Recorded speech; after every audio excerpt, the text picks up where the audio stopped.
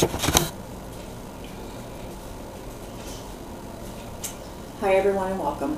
This one is for my girl. She's my little sister. When I was in 3rd grade, my mom came home from the hospital with a baby. My thought, what the heck is this? A baby sister? I was the baby. I was the baby in the family of 5 kids. But from that day on, I was not the baby any longer. My little sister is my pride and joy though. It was a rough time in the first 5, 10, 15 years, but now she's my best friend and she's my hero. My sister is an emergency room floor coordinator.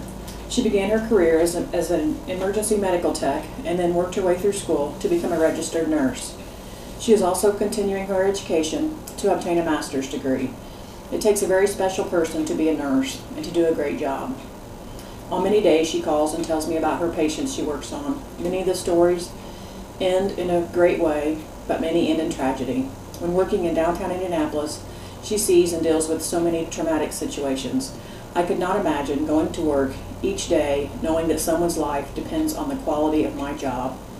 In her job, she has to be professional, courteous, and giving, but she also has to be forthright and firm.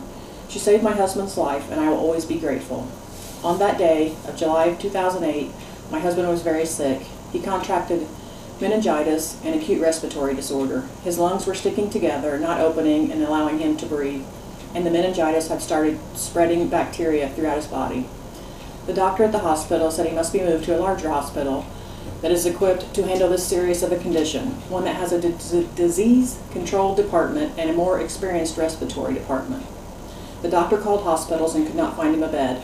My husband is lying there dying, and no one can help. My little sister talks to the doctor and is immediately on the phone with her hospital and gets authorization for a bed.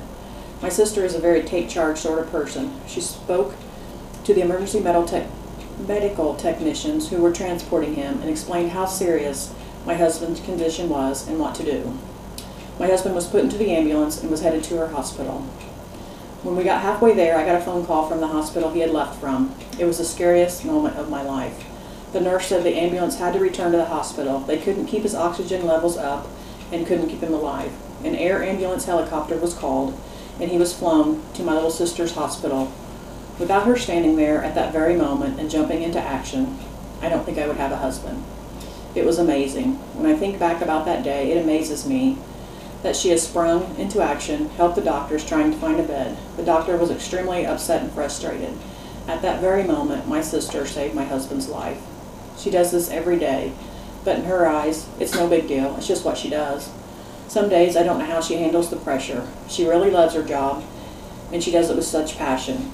I am so very proud of her and all that she does for people that she doesn't even know. To this day, I still tease her and tell her she kicked me out of the baby's nest. It makes us laugh. She is the best little sister, and she is my hero.